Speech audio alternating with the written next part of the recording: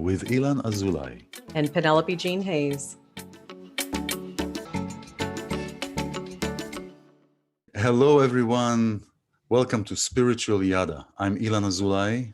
And I'm Penelope Jean Hayes. And this is where we yada, yada, yada about everyday experiences through a spiritual lens. And welcome to our season finale episode. This is our season finale. Welcome, everyone. This is where we are, the third Yada, where we yada about everything spiritual.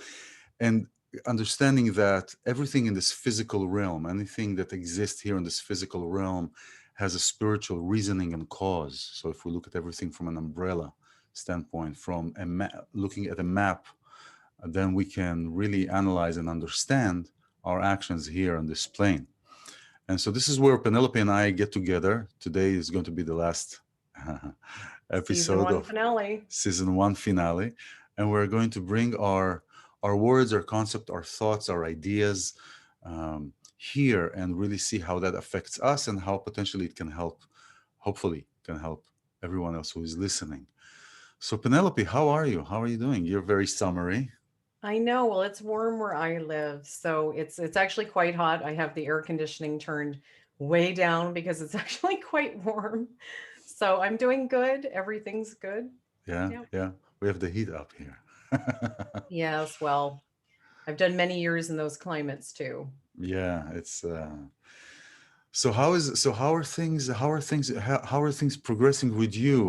What's new with you? What is your what do you feel is appropriate for you or flowing for you for today's episode, for today's day? You looking for a topic? You looking for my word? I'm looking for your word. Okay, so my word is actually just storytelling.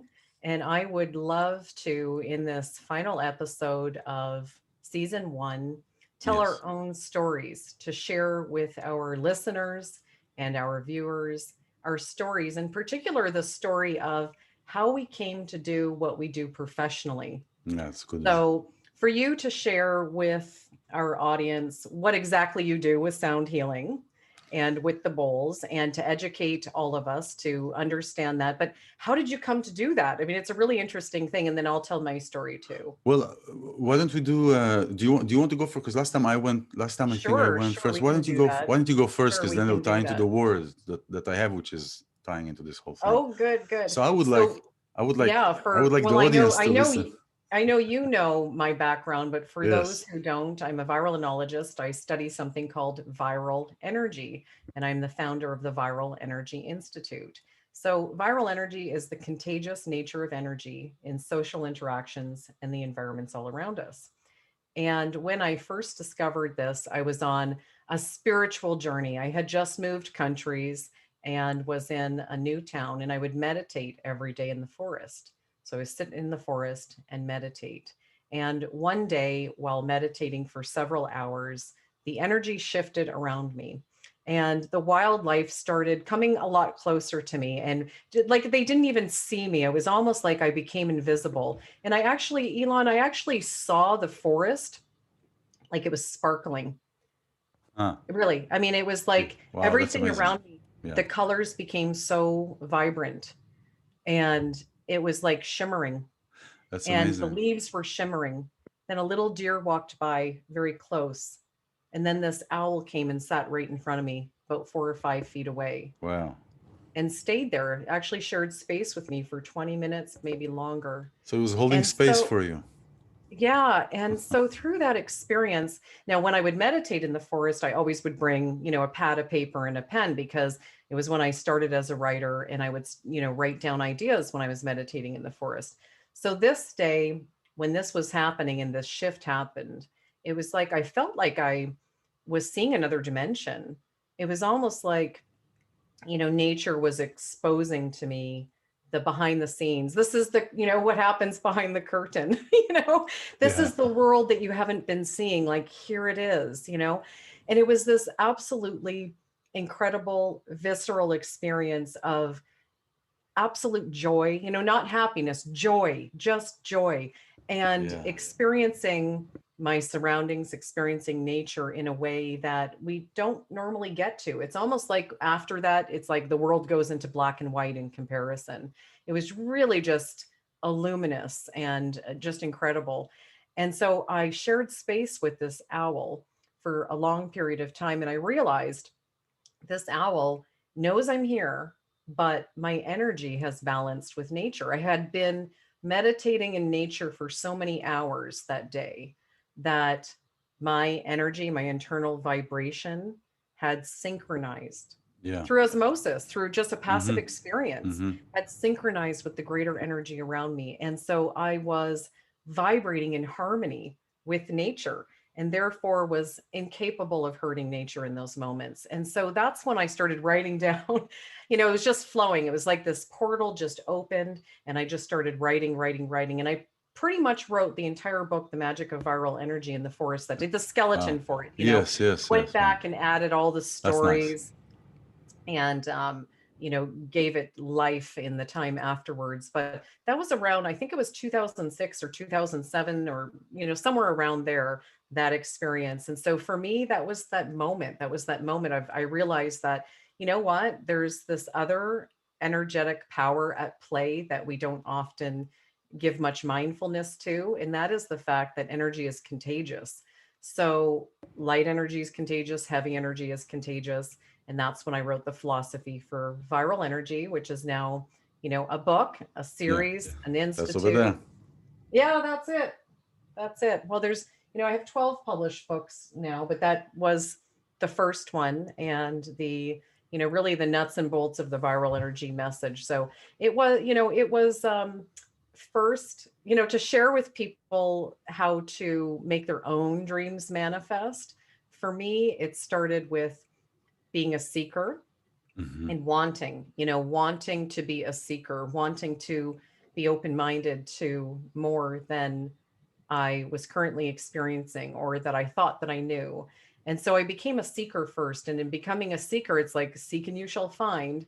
And, the meditation was very helpful too. So, you don't have to sit in a forest for 5 hours every day, but you can take a walk Yes, on the yes. beach, whatever it is for you to like touch base with mindfulness, Did you know to you were meditating at that time? Did you know about the was I concept of consciously aware? meditating? Was I? Oh, of course. Yes. I took Back in the forest, yeah.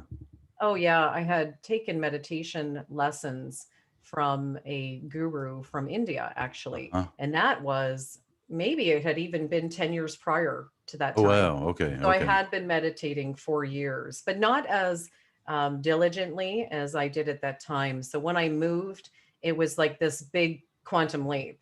I had made a decision that, what, I'm going to change everything.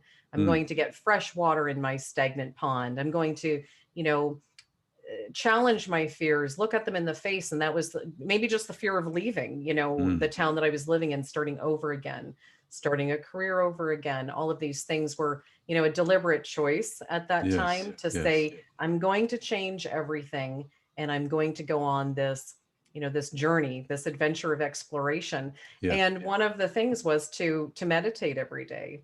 And so Mm, luckily I had a forest about 15 minutes from my house and I was able to go there almost every day and just sit in nature and write.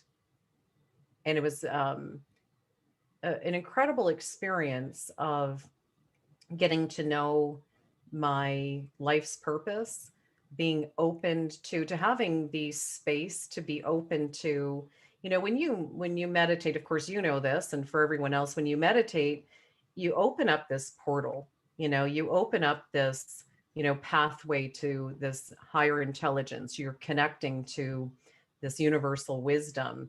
And you just get these great ideas, you start writing things down and you say to yourself, like, where did this idea come from? Like, it mhm, seems, it can seem kind of outside of my own consciousness. So where did that come from? And so meditation for me has been incredibly powerful for tapping into understanding and then living out what my life's purpose is. mm, And it's a joy, when you do that, when you reach that stride, it's an incredible joy to experience. So that's my little story of how I got mm. doing. That's the foundation of it. There's a lot of other steps, by the way, friends. For sure, There's a lot you have to take action. I for opened a sure. business. Like there's the business aspect of a lot of behind the scenes, working parts that you can't just dream. You can't Yeah. just think, you can't just meditate. You have to put that now into a Action business, it. into a product, into something that, and it always is about helping other people. So you have to use your talents and your gifts to be of value to the world. And for me, that was kind of like that was the secret sauce, to be of value to other people, to produce something, to create something that, and that's, this is why we do this podcast, Spiritual Yada, is to not just yada, yada, yada, because we enjoy each other's company, but to also impart something for someone else that would be meaningful to them and to help them on their life's journey to their Yeah. purpose and joy. That is quite a story. That is quite an experience. Absolutely. No, this is quite a journey, and I know a little bit more than one can tell probably in 20, 25 minutes, just from knowing you a wee bit longer, more, and the story you've shared over time. So it's quite an inspiring. But it's what's really what's a part of what's inspiring also is that many times we do things without knowing that we're doing them for the purpose of the better good later for our journey. So we may do something. So you sat in the forest. It was You very had deliberate. you yeah, that was very deliberate to sit Yeah. in the forest. You deliberately went to sit in the forest, but sometimes we do things where we're not sure why we're doing them. So we're Hmm. following an instinct, we're following an intuition. Okay. um, did you expect, for example, for the forest, for your eyes, let's put it this way, to open No, up? no, Exactly. no, of course. But I Exactly. expected the unexpected. I knew, I mean, see, at that point, I was on a spiritual journey, which was a very mindful journey. It was, it took the blood, sweat, and tears to take the journey that I took. I left behind a corporate job that was a very high paying job. I made decisions that were, in my opinion, were the hard decision to make at the time because I knew that there was something more that my Mm. soul yearned to do. I Yes, knew that there yes. was something more that I had inside of me. And so for me, the deep knowingness, that instinct that you talk about, Mm-hmm. was like this water fork of knowing that I needed to detach myself from those, the golden handcuffs of the things that kept me. And it's not about a place. It was for me about, yeah, I had a great job, but it wasn't fulfilling. Yes. And I took a leap of faith, but the faith is the faith that you put in yourself. So, yes, in the forest meditating, I would on a daily basis write down, theories and philosophies and these wonderful wisdom. So it didn't happen overnight. So I knew that there was a special experience that could be had there. But there was that day that I was not expecting Mm. for that, investment into my personal growth to pay off in the way of this, peek into like another dimension. Yes. Yeah, I hear you. It's very interesting. Yeah, it's quite a story. Well, everybody's journeys, as we know, everybody's journey is different, and everybody's palette, everybody's. I see that everybody comes here as a painter, right? Mhm. We're painters. We're coming here to paint a picture, to paint an image, just to use the colors that we have. You go to a class. I remember when I was in elementary school, and we had drawing classes in elementary school, and we got a box of crayons, and we got a bunch of papers, and I all the time loved using all the colors. I love just and I would visualize it. So I would have the sun. I would have it yellow, and it's just the typical things of the sky is blue, and the grass. Although in Israel we hardly had any grass, and where I grew up in, but it was a green color of a grass, and it is really about how are we how was at that time. I didn't think about that. I didn't think about, oh, those big contemplating on these bigger than me ideas and concepts. It was about just being, just learning to be. The thing with me is that I grew up in an environment that was influencing. Now, every environment is influencing. What makes the difference is how much we allow the influence to influence us. So everything is influencing. Everybody has everybody has power. But really, when we're starting to pay attention to it, is when that power affects our growth or our understanding. I remember the fourth grade. I was a fourth grade. I remember it like yesterday because it all the time comes to me. Um, um, I remember asking myself, and I remember praying, because at that time I was in a religious school. My parents put me in a religious school, and I'll go into that in a second. But I remember the main question that I remember in the fourth grade is that it? And I don't remember what triggered that question. Is that it? Do I do I come here as, I was looking at myself. It was an age that I was starting to discover myself. So it was about Ilan. It was about my world, my place, my little tiny place. Hmm. Is that it? Am I coming here to sleep, to do what adults are doing, and then to die? I Right. mean, is that it? Can't be. What? And then there is no Eli. It's like there was no. It just wasn't comprehensible for me, even at that age.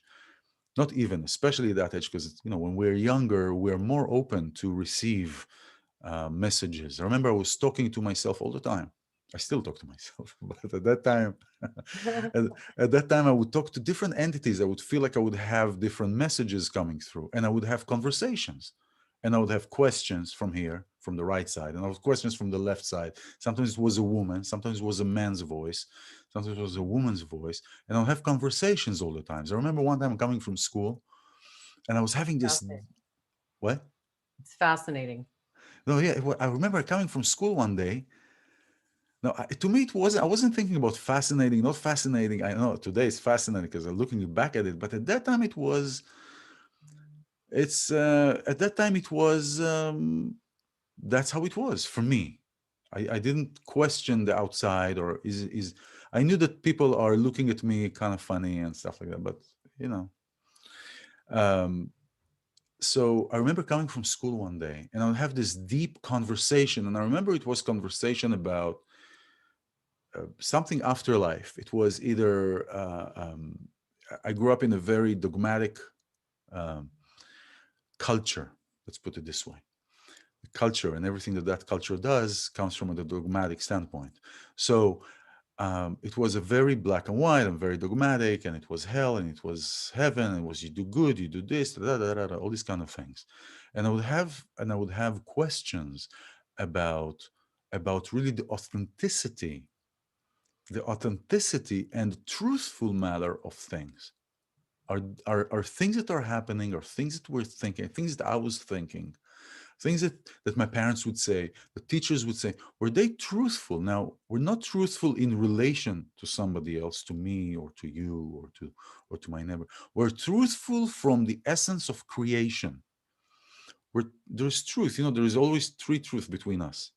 There is my truth, your truth, and there is God, and there is the truth, and there is that truth. We always have this interpretations of what we seem it's supposed to be. But anyway, I was coming from school, having this serious conversation, and this neighbor, she was living on the first floor, just in my entrance, on the same entrance where my parents are. We're having this deep contemplation, I remember, and she was telling me, Ilan, who are you talking to? And suddenly everything silenced in my Right. head. Everything like very boom, Came back like to the reality around you. everything, exactly everything just silenced. And these were times where I would start to question myself. I would start questioning myself before, because I felt that there was a strong contrast between what I am here for. Now, again, at that age, I didn't think about what am I here to do. Although at that fourth grade, I had this question, but I, I didn't think in. I didn't think. I didn't see beyond my immediate what is happening. except for what I would, if I would get any question or any messages. So it was like almost like a dual, kind of like a dual existence. In one way, I would worry about what's happening in my little circle, in my little surrounding, but then I would have these deep conversations and deep contemplations um, about things that were beyond stars, extraterrestrials, Mhm. um, other creatures that, and I would have these images of in my head of other creatures, other things that are beyond what I would understand at that time to Mhm. be different species, right? Now, So, I have yeah. a question, if I may ask you a question. Do you think that, like, what do you think that was? Do you think that the voices are just different aspects of, your soul incarnated at different times as different, genders and all of these parts of you, your same soul, but parts of you are now speaking to you? Or do you think this is like um, other spirits from the spirit world, God speaking to you? Like, what do you think it was? Well, I think it was a combination. I know today it was a combination. At that time, I had a feeling that these were voices that were speaking to me. I didn't think of at that time that about the different aspect of my soul. And today I know because many of those were prophetic things, things that would happen in the family that I would see ahead of time. Hmm. That I would things that happened in the family that I would see ahead of time. Things that happened later on as I would grow up in the country that later I was able to see that this was actually a prophetic thing. Um, Wow. today I know that I have 13 in me. So when I joke, 13, 13 13 different, 13 whatever personalities you want to call it. talking to you. so so I have so I'm never bored. I can always have somebody to count on. You know. That's Um, great. no, so You I need have to these. What? you need to develop that more. Like, I know it's kind of funny and we're having a laugh, but It is. it's a special experience of your spirituality. And it's almost like you have one foot in each world. It's You're right. so attached to the spirit world that um, I would encourage you to find out what that is. What's the purpose of that? What Well, wisdom here's to be garnered there? Well, here's the thing. I mean, this is not new to me. It is not like something that I'm stepping into now. I've known it. Actually, it happened in the last decade. When I Mm. started working with a shaman at that time, 10 years ago, and it's interesting because my word for today is truth. Okay, My good. word for today is truth, and really, but truth from the essence of truth, not in relation to me and to you, and on relation between people. Mhm. Um, so you were talking about developing this more, and when I grew up, when I was having these experiences, for me it was very important to experience here, to experience the here and this plane and what's going on here, and I want to play the guitar, and I want to be Mhm. in this I all the time loved playing the girls games. I all the Mhm. time like playing we had those stones, we had those ropes, we had this this jumping things, whatever. I didn't care for all the food, but it was different. I liked experiencing different concepts that have to do with this plane, with Mhm. with the material.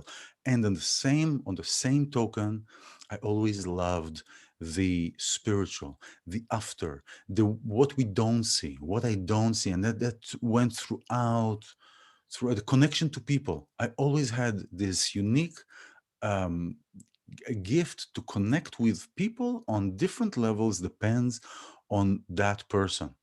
So when I would many times be in groups or be with people, I would be able to adapt until a point I remember in my life where it was kind of a breaking point for me. um, a few years ago, that I started asking, because I was shifting a lot and I was changing a lot and I was adapting a lot and I was asked, who am I? You know, who am I? If I'm able to be here and to be there and to be this and to be that and to be this and to be that, who am I? And I realized that it is all of them and me. Mm-hmm. This is where I've started discovering that everyone is part of me and I'm part of everyone. And yet there Mm-hmm. is this place of truth, place of love that took me many, many years to to understand and to shape and to be and to take what doesn't serve out and to be in a place where I'm not afraid to speak truth fully, but to myself first of all. Mm-hmm. What is truth to myself? And so, and this is what the word shaman means. Word shaman comes from Russian actually. Hmm. Shaman comes from Russian and actually means that person who has one foot here and one foot here. Mm-hmm. And I feel that my purpose, and at least as I see it, I just got a text confirmation. My purpose, part of my job is to be here, is to be in the intersection, is to bring from here into here and from here into here and to connect and to bring, and then at least at this point of the journey, at least at this point of what I need to do, because we can say what is our purpose, what are we here to do, but it's not static, it's No, I dynamic. mean, I think our purpose is to create, and that's a choice. Yes, but it's dynamic, meaning that it is you create here and now you create here and now you Mhm. move on and you are manifesting something somewhere else. So it's not always Oh, I absolutely agree. you know you're not Oh, always it's in like one planting place. seeds, it's like planting seeds. And, I think everything in life is a choice. And whether that's what you're creating or the marriage that you're in, I think every day you need to choose that. If Exactly. you choose it or you don't choose it every single day. It's not just, okay, I'm a teacher, I'm going to be a teacher the rest of my life. Exactly. Or I am in this relationship, I'm going to be the rest of my life. That's a choice. That's So, right. I mean, you can choose to be there for any reason. You made a commitment, you have a contract, whether that's the job contract, the marriage contract. So these things are choices. And when you know that you have the power every single day you choose. And so That's if it's right. creation, you choose what you will create. You don't just say, okay, I'm this, I'm a That's right. mechanic. And then for the rest of your life. That's right. It is true, and it goes. So when I would have these visions, I would have many visions as a child, and I would get up many times in the middle of the night, and just and then things would happen, right?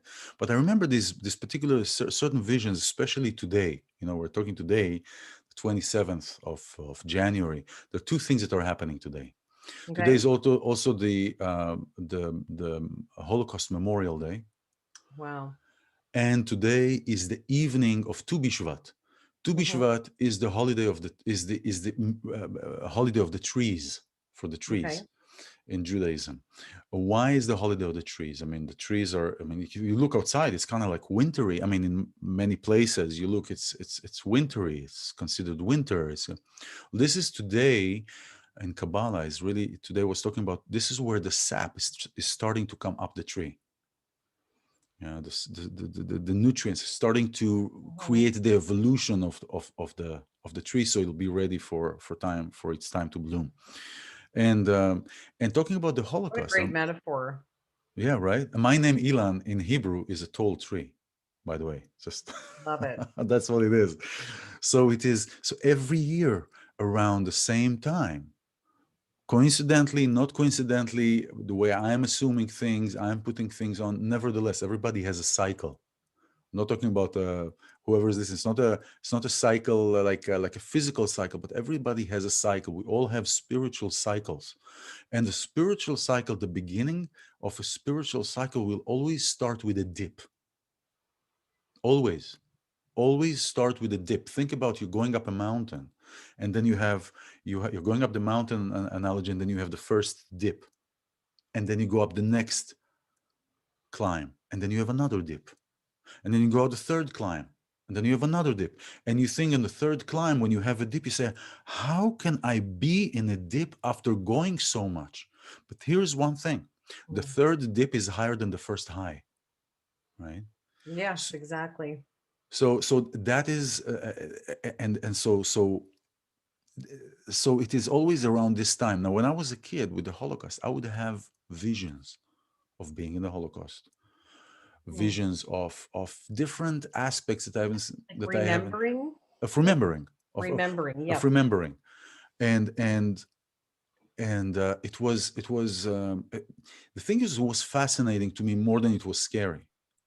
It was fascinating to me that I was able to get into these places and to recognize and to talk to people in their names and to be in that place. And I remember about 25 years or something like that, I went to, I think it's Bergen-Belsen in Germany. They had only one concentration work camp, so they didn't kill anybody on their soil. They killed everybody somewhere else, but not on Germany, right? So there was one, and I remember going into that, what was one, the gate area, going through it. There is like as you walk through the path, there is a mark where the gate was, right? And Mm. everything is burned because there was a lot of sickness and stuff like that. But it was, the space is there. And I remember the minute I walked into the space, it was, I was in a different, it was a different body, it was a different Yeah. feeling, it was a whole different, and then it took me back to the time of my childhood, Mm. that particular moment when I was 15 something, 20 years ago, when I went, there was like 2000, no, even like 2003, I think, something like that, 2002. But I remember that, and it took me back. I remember the time of my childhood, where back in the time of the childhood, I was thinking about this time, right? I would see this Mm. thing. I would see coming into this place in different Wow. times, whether it was in the Holocaust, whether it was afterwards. I would see that. So it would take me back. So, so my upbringing started with this. I recognized these things, and then things were shut down just because the way that I grew up. My father was Indoctrination into this is how you have to do it. what? Like an indoctrination Yes, into this yes, is how we do religion. This is how you're yes, supposed yes, to be. yes, yes. This You is can. normal. This is not normal. Yes, you can't speak to God directly, at that time. Today my mom is different, so the older we get older, we get softer, right? We see things in the Or wiser wiser or or softer, open-minded. you know. And so, but at the time, no, you have to speak to that person if you want to get to God. Who are you? You're not worthy of speaking to God. All these kind of nonsense things, right? That is really a nonsense, because it is really a fear thing. So it was shut down. So, and I would get laughed on because of all these kind of things like this, and I would say something, and then people would laugh, and then it will happen, and then, oh, Elon is crazy, or all this kind of stuff, right? And and so it was shut down. It was shut down until I realized at the age of 40. I remember up until then, I never, it didn't come into my mind. I was very earthly up till then. I was, meaning that I was focusing on here, what's here. Mhm, I want to, get what I need to enjoy it, all these kind of things. Doing music. I mean, music was what saved me, actually. mhm. Music is what saved me, because at the age of 9 or 10, when I was introduced to my mentor, my Yeah. musical mentor, he that really saved me, because I had all the ingredients to be an inhabitant of the red light district of Tel Aviv. Um, Drugs, prostitution, whatever, any of that stuff. I had all the ingredients, but I didn't. And I felt that there was always a when I was a child, I knew, because I could see the spirits, I could see things that, or entities that would guide. I felt many times like Moses. I wanted to go for the gold, but my hand went to the coal. I don't know if you know that story. That's good. That's Moses was good. You had Moses like was a stuttering. guiding internal barometer that kept you from Yes, exactly. making the wrong choices because you have an important, I'm going to say you have an important mission in this world that, those in the spirit world, whoever they are, who are in contact with you or part of you, Yeah.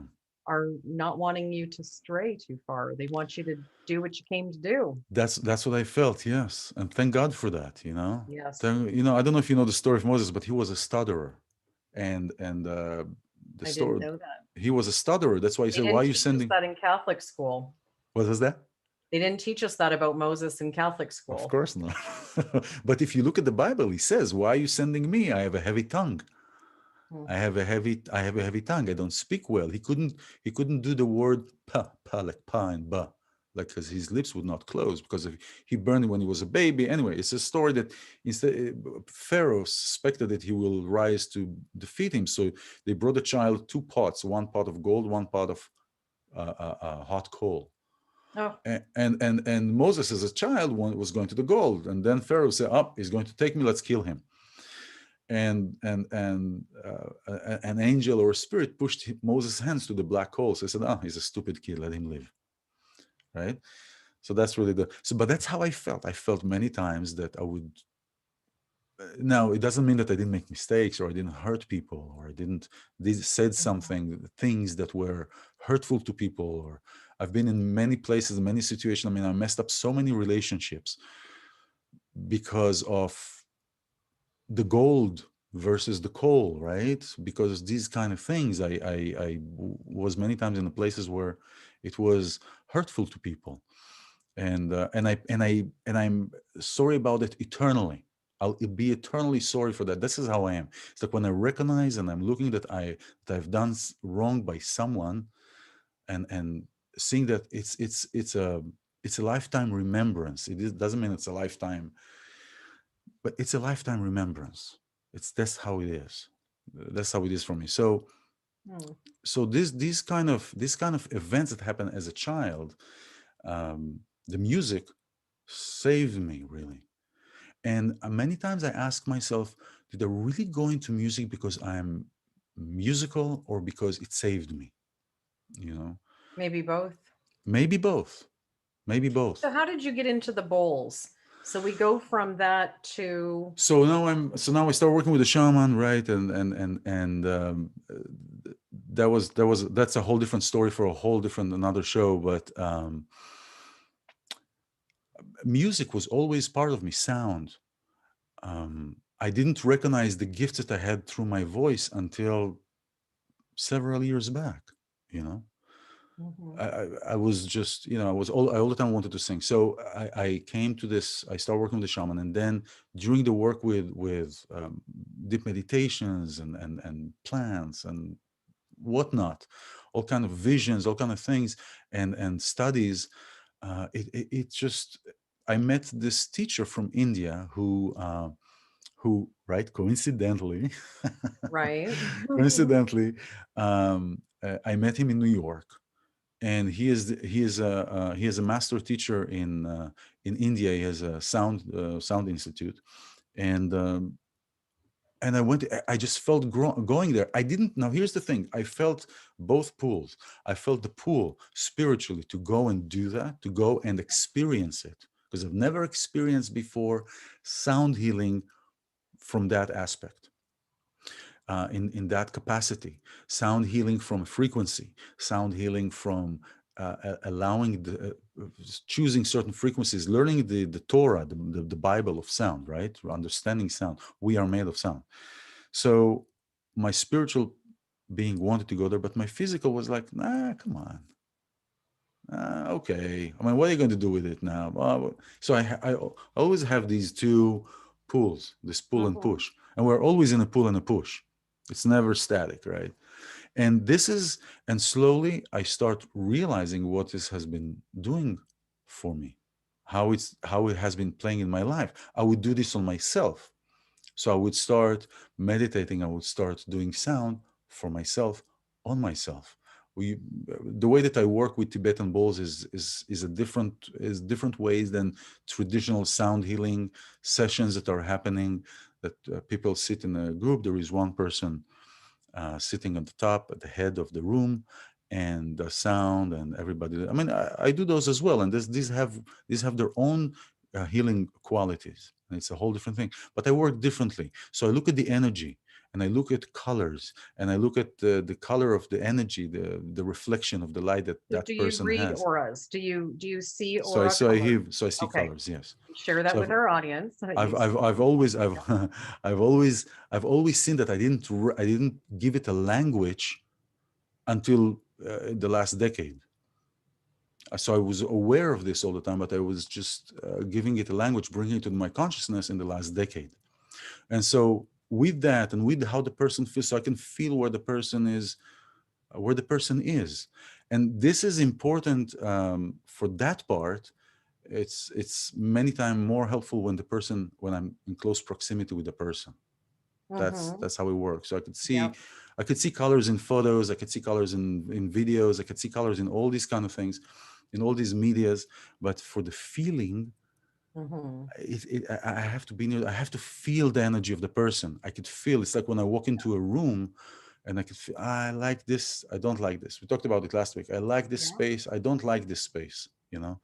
And I would not, I want to stay more in this space, I don't want to stay more in this space, these kind of things. So the Absolutely. work that I do with the sound when I'm around people is different, because it combines the feeling of the energy, the seeing of the color, and seeing if there is any kind of blockage, like a jam, like a Yep. traffic jam of Now, blockage is in it the an body. energy blockage? It could What be, is the, it's an energy blockage that would cause many times um, um, physical blockages, because right, everything that is yeah. happening in the physical, any ailment in the body, is energetic Mm-hmm. driven. So, and if it's been lingering for a long time, then the body is getting more congested, or there Mm-hmm. is more tightened up and stuff like that. Yeah, this So is one of the yeah. foundational philosophies of chiropractic. It's really interesting Mm, because it's an energy, and then it affects a muscle, and then that muscle, puts a bone out of whack, and yeah, now you have, a kink in your nervous system. So it does, that's right. chiropractic is very connected to energy. It's not just the mechanical bone structure that many people think of chiropractic. It's an energy philosophy. It's a spiritual philosophy. That's right. Yeah, that's right. Some are using it like that, some are using it the other way.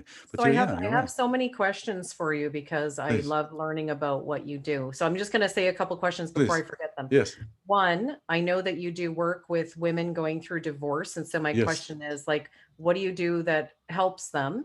Because I know somebody going through a divorce, so it's an interesting Yeah, topic. Who doesn't know somebody going through suffering from divorce?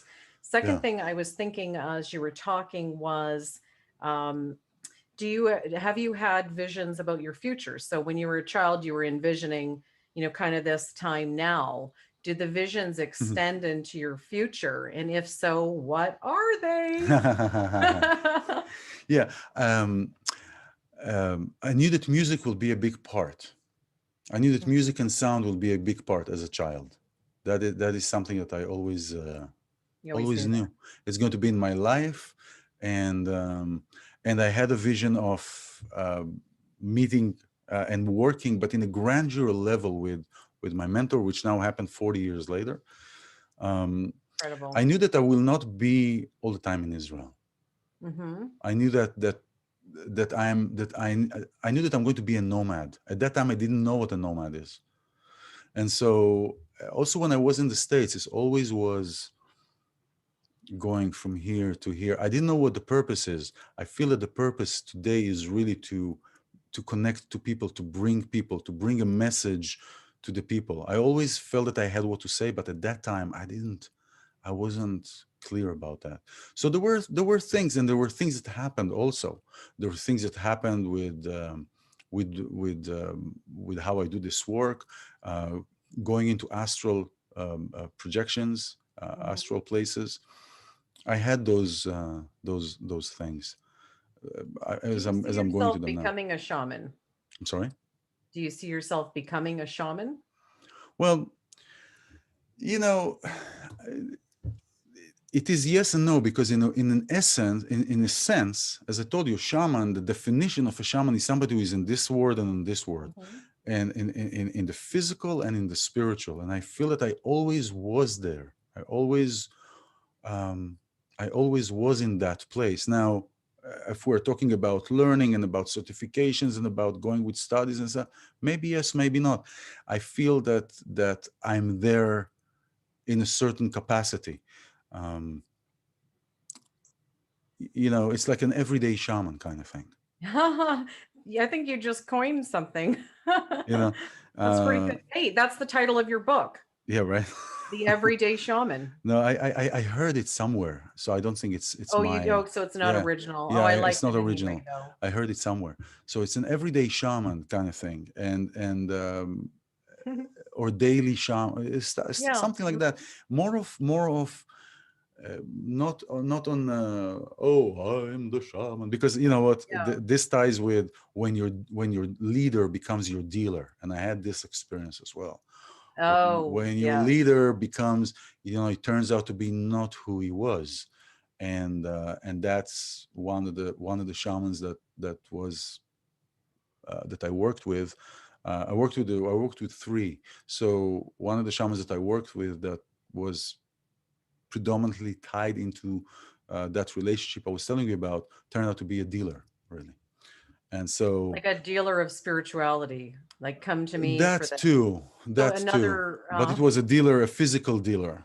It was a substance dealer. Let's put Oh, it this way. really? Oh, like an Yes, actual dealer. Oh my goodness. exactly. Well, when you were talking, it made me think of, one of the things that I always like to steer people clear of. And I didn't have this term for it at all, but it kind of suits. When you're saying that, Your what lead, was it? your leader becomes your When dealer. your That's leader becomes, that's okay. something that I start writing about. And Yes. this is a big project that I'm writing. Is when your leader becomes your dealer. Sorry, I interrupted. Yes, Go well, I ahead. was just going to validate that. I always encourage people to whatever their source of spirituality is. We'll talk about spirituality, a spiritual journey, personal development, that you have it inside yourself is what I want to encourage everyone. So Yes, wherever you go for, your spiritual fuel to be, fed spiritually, these are, modalities. These are gifts that we can tap into that help us. It's like that shot in the arm. This is, yeah, juices us up. It makes us, get steer us back on our path if that's what we need.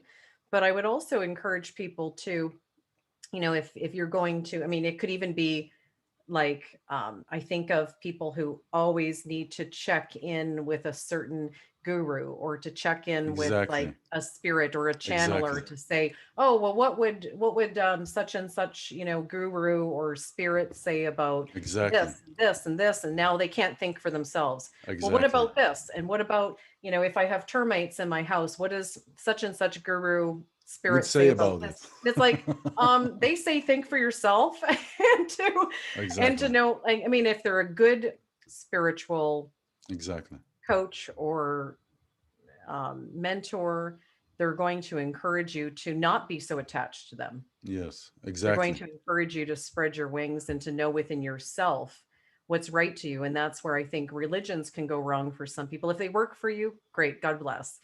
But if it feels like, if it doesn't feel congruent to you, then maybe it's a exactly, case of like you need to decide for yourself what feels like truth. We'll go back to your word. What feels like universal truth? And so, exactly, there is what truth is to you, what truth is to, the depths of your soul, that if it feels right to you, then that's the direction for you. But your truth may not be the next person's truth. exactly, exactly. So this is exactly how it is. It is when we go to someone, especially in the spiritual. So he was a dealer in many ways, because Mhm. people would not do things because he said not to do that, and what then will happen is that when he start, and this is a typical, and it has to tie with truth, and I wanted to talk about that, but I'm glad we're not going to talk about it too much, because it's like, I like to talk about this as far as enlightening other people to recognize who is in front of them, what is in front of them. Look, we're all human beings. We all have our kinks and dents.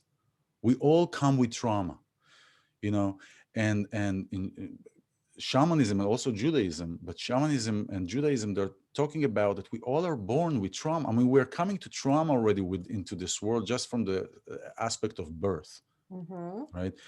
So we're all humans, and we all have are things that we're working on. So when we put somebody on a pedestal, right? The problem is not when we put somebody on a pedestal. The problem is when that person that has been put on the pedestal believes them, believes the Say the people. last part again. The problem is, Okay, so I'll personalize it on me because it happened yeah, to me in a different fashion. When I, okay, in a past relationship, when I met somebody in a past relationship, she put me on a pedestal. She made me God, right? okay. I And that like the comes from, personal example. That's helpful. yeah, and that comes from her trauma, right? Her issues that she was facing, and the problem wasn't that she put me on a pedestal and she made me God. The problem is that I believed her, right? That was the problem. That became your problem, It but her became it became problem. it became all of the problems because what was happening when we were saying, oh, they fit like a glove to a hand, right? She put me on a pedestal. I wanted to believe I'm on the pedestal, right? So it fits right because she does this, I do this, it fits. She feeds, I eat. I feed, she eats, right? It looks like it's work, but not. It feeds into the wounds of each one of the people. It continues to feed. And then what will happen at the end? Then what happens is somebody wakes up. Somebody is going through a transformation. Somebody is going through a transformation of waking up for whatever reasons there are. And they may be waking up into light, or they just may be waking up from that particular traumatic manifestation. It doesn't mean that they're completely woken up, but they're woken up from that traumatic manifestation, understanding what happened in this part of their life in the relationship, and they're coming out of it. Okay, and then the other person doesn't understand what happened. Wait, what happened? What happened? Why is my floor being taken away from me? Right? That's what happened with me. That's what happened to me about 8 years ago, right? That's what happened to me where I was put in a place about 10, 11 years ago. Was in there, and all this relationship happened together with that shaman I was telling you about, right? And I was put on a pedestal, and I believed. I believed. So I was walking around with all these attitudes, right? With all this deserve. Now, this comes from my story. This comes from my story of coming from Israel, coming from a place of entitlement, coming from a place of I deserve this and I deserve that, and all this stuff. Now, this what happens. Now, what happens when people are waking up and recognizing that? What is the first thing they do? They go and judge themselves. They go and judge themselves. Now, what happened with me is that I recognized where I was. I recognized what pain I've created for other people, what game I was involved in. Now, where people are adults, everybody is taking their own responsibility for things, but at that time I didn't even know what it was. That's why it Yeah, took me a long time to come to that place. mhm. And then I realized that God told me eventually, after years after that thing broke and cracked, it took me years to recoup from that. And I realized that God told me, you want to graduate from that experience. Okay, you graduated. The cost is that experience. If you want to graduate, that was before I started the whole healing process. You want to graduate from the okay, you're going to graduate, but the cost is the experience.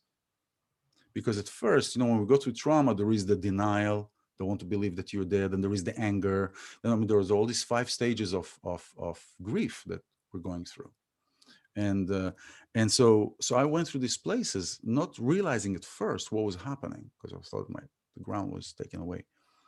But so that that, Mhm. that is part of how it started to come into full circle, come into realizing. But then also I realized that despite the fact that my leader turned out to be my dealer, and this happens in many places when you see people of different power in religion or whatever, that they are found that they've done this or that or this or that or this or that. Does that mean that it invalidates all their teachings? And I think not. I think not, despite the fact that I see the leader turn into a dealer, and he didn't need to. He really did not need to. He has energetic power, very strong. It comes from a very a strong family of shamans and all these kind of things from South America. And so uh, uh, he didn't need to, but it's like, so the teachings, no, on the contrary, the teachings are there.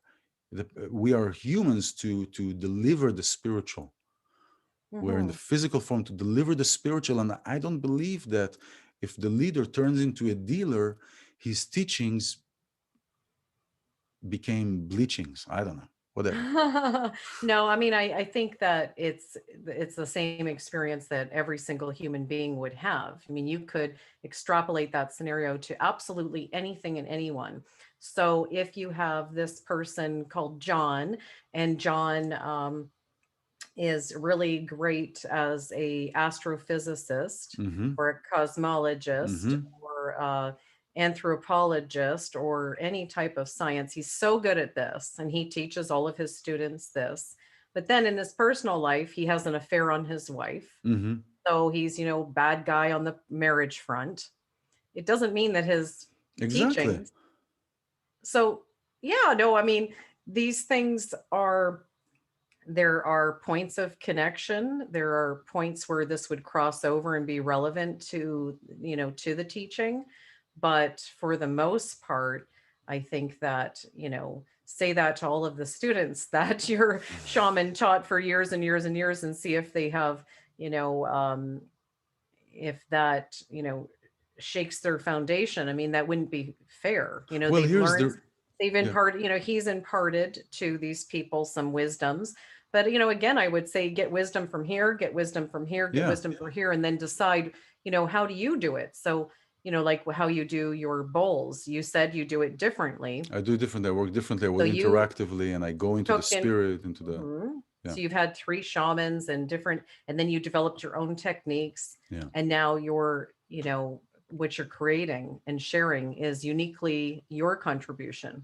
Yes, and it'll keep evolving.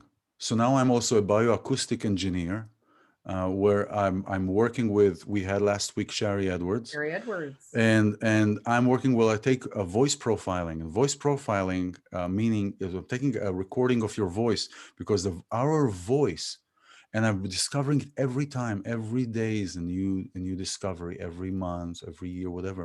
That our voice is a holographic representation of everything that we are. So you're working with Sherry now Uh, for, Well, I'm not working directly with Sherry, but okay, I'm getting support and teachings from Sherry and the work that's directly great. from the institution from her That's great. research institution in Ohio, and it's available for everybody. And there are certain requirements for recordings. For example, people send me recordings through their phone. No good, because the phone and different mics cut certain frequencies. There is mid-range cut. There are all kind of frequencies that need to be included in order to get a full representation of your hologram, because it's a hologram, right? And so if you had a trauma, I mean, the traumas that we had, let's put it this way, Yeah, if. right, the traumas that we had will be affected in some kind of a fluctuation in the frequency in our voice that we don't listen. We cannot hear it. Frequencies that we cannot hear. We omit frequencies that we cannot hear also. Yeah, Sherry Yeah. was talking about that. And Yeah. also, a lot of animals in nature do that. We know, Yeah. dolphins, whales, elephants, you name it. So it's not new, and it's not really unique. We're just starting to learn about it. Yeah. No, what I mean by that is our range as human is from 20 hertz to 20 kilohertz. But what I'm saying is that we have frequencies in our voice that we are even not able to hear, although we omit it, although we get them So a out. person can't hear their own voice, but someone else hears it. Frequency. No, we hear. Let's say I'm talking. You hear me. Yeah, I I hear know you. frequency within the voice, but you're saying someone else can hear the frequency What in I your what I'm voice. saying is that we have a frequency, that we have some frequencies in our voice that usually we will not be able to hear, but somebody like Sherry can. Okay. Somebody like Sherry who has a gift that her hearing was mutated to hear a wider range, or the computer program, or the research computer program. When I put your profile into the computer, I'll be able to see frequencies and analyze frequencies that in our naked ear, as we say in Hebrew, we're not able to hear. We're just not able to hear it with our naked ear. So, so this is what it is, and what do we do with the vocal profiling? Is recognizing first of all where we are physically, where we are mentally, spiritually, what is imbalanced and unbalanced in our body, what enzymes you may need, what minerals you may need, what is and it's especially so I do two profiling once when you are in, let's say, certain physical pain. So you talk about certain things, and then you talk about in a different program you do other recordings of different topics, and without knowing that your voice is when we put our intention into something, our voice is going to represent that which we intentionalized, hence abracadabra, right? Hmm. Create what you speak, right? Like, so when we have the intention behind the words, and like you say in viral energy, it is not only speaking about that, it is not only thinking about it, but we have to complete the circle, we have to complete the electrical connection by the action, or by doing one step, or by doing Hmm. I'll share with you one Yeah. last thing, because I Can't think just we're lie around meditating. yeah, well, I mean, you can, but it's like Well, depends what you want to do. but I'll share with you one thing about that. Like Sherry, I invited Sherry, you Penelope, when a week before we start talking, I said, I in my meditation, in my practice, in my prayer, I intentionalized to have someone where I can where we can have a podcast together, where we can have a time of exchanging ideas and sharing knowledge and wisdom. And then a week later, you showed up. I mean, you didn't show up, but your publicist, Dia, came up with the book and you to interview you. And then soon enough, we start talking, and it was wonderful. And here we are, a season later. I'll share with you that I have also a line of teas that is called high tea, Yes, that's right. and that to support our spiritual journey. So it's for a higher state of consciousness. It's from plants and herbs that I sift myself, that I get them from organic growers, and I put them together, and it's a heart opener, body presence, supporting our work. But here's the thing: when I started that in Boston, um, I really was in. I was in the beginning of understanding the dip that I'm going through. I was in the beginning, and it was really a what appeared to be a dark time, because the only place I knew where to go was darkness at that time. Mm. And one told me, "Oh, come on, Ilan, leave that tea. Who is going to buy that tea? I mean, you did it once, you did it twice. I came to California a couple of times. I did journeys here, ceremonies, and I offered the tea, as an offering in the group and stuff like that. And I thought about that name, but I was like." So he told me, "Oh, come on, leave it. Nobody's going to buy it. Nobody knows you. Nobody knows of you. It's going to be a lot of time." And the other, I said, "Come on, do it. Give the universe, give God an opportunity to bless you. Make the ground, put the ground." And I start putting them in the beginning in paper, in bags with stickers. Today they are in jars. But at that time, I would put them in a bag. And I remember I filmed it. I have to show you this one day. And I have this video. I put everything. I put the formula that I came up with, and that I tested, and put everything in the bag, and put in the plastic, and put in the paper, and then I put a sticker on the back. And within a minute, I got a text from a woman here in California. She wanted 20 bags for her women's circle, right? Within a minute, If you build it, they will come. So Yeah, and I've always believed that if you create it is it, like that. you have to have something that somebody, a lot of spiritualists, they sit around poor and they wonder, like, how do I translate all this spiritual wisdom into also being able to support myself, to make a living, to, Hmm. be, fulfilled in these ways. And we talked about it briefly with your spiritual mentor, and how for years you had um, not just your The musical musical mentor. mentor, and for years you would have wanted to have that He connection is a years spiritual ago. mentor, by the way. I'm sure he is. It usually Yeah. goes hand in hand, so I wouldn't be Yeah. surprised by that at all.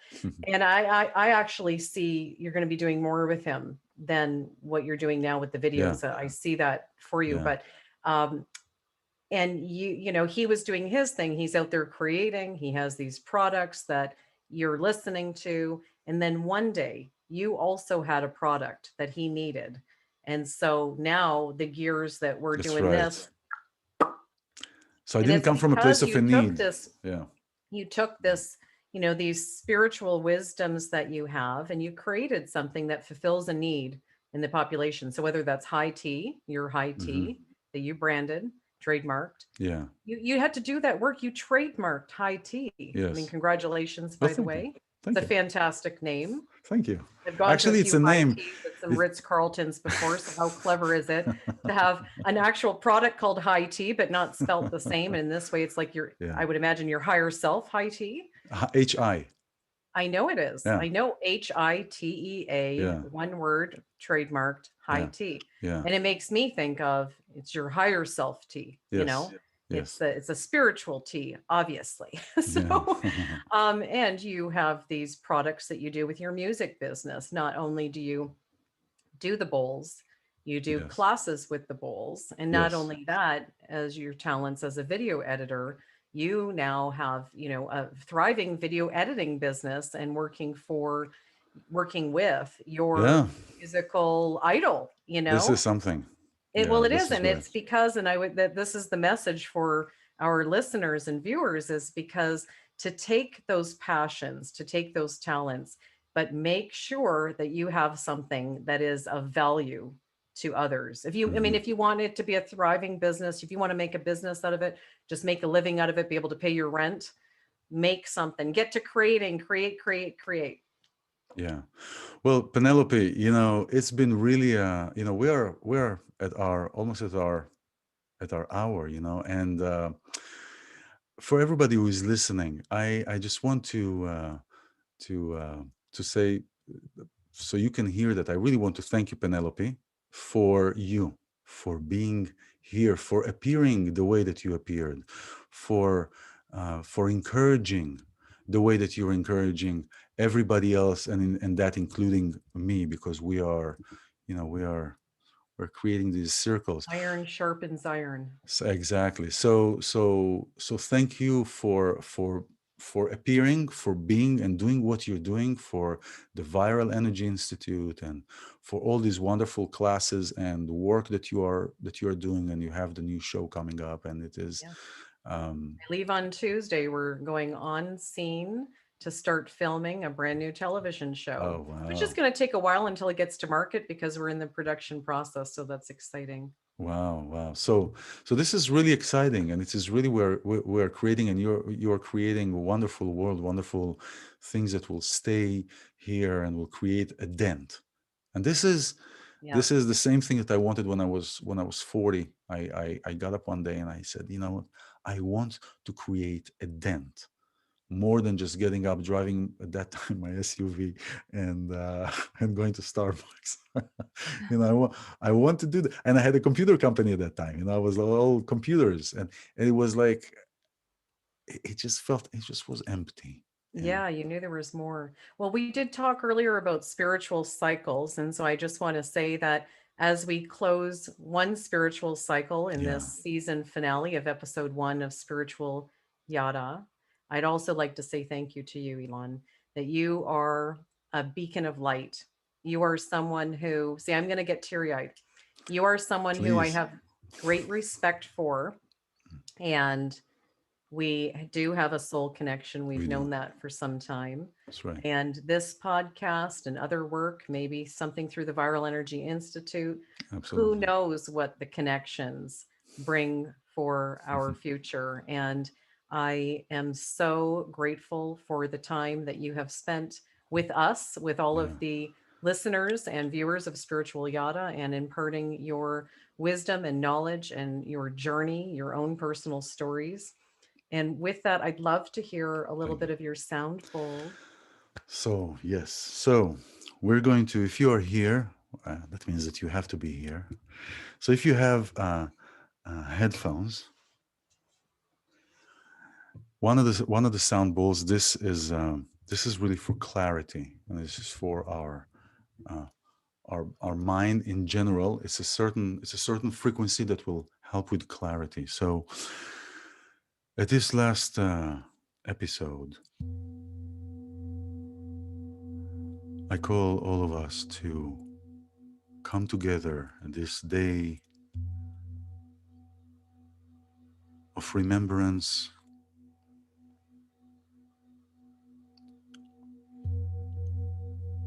Take a deep breath in, out through your nose. It's a day of remembrance of who you are.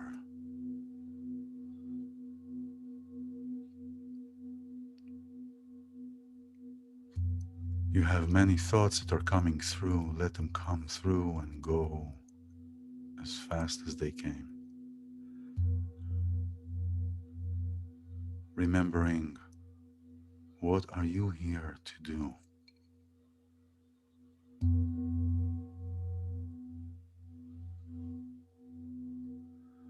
What are you here to inspire?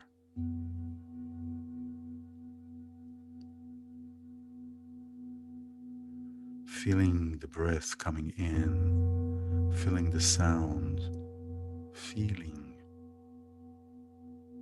the sound, vibrating.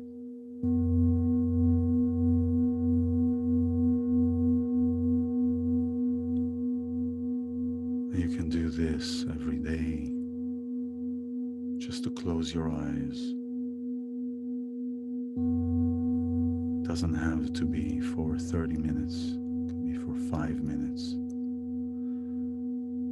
And you can trace the breath into your throat, to every part of your body, rejuvenating every muscle in your body.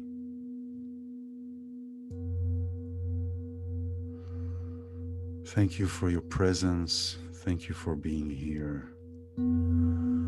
Thank you, Penelope, for your light, for your presence, for bringing your joy and your story to encourage others.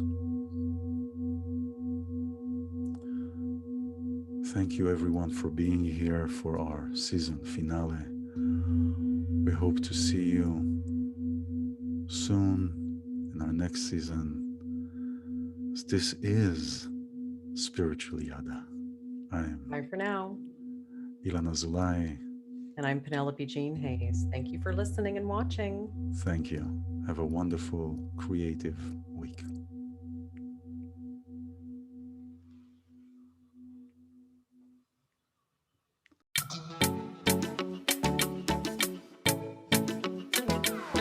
This This is is Spiritual Spiritual Yada Yada with iLan Azulai and Penelope Jean Hayes.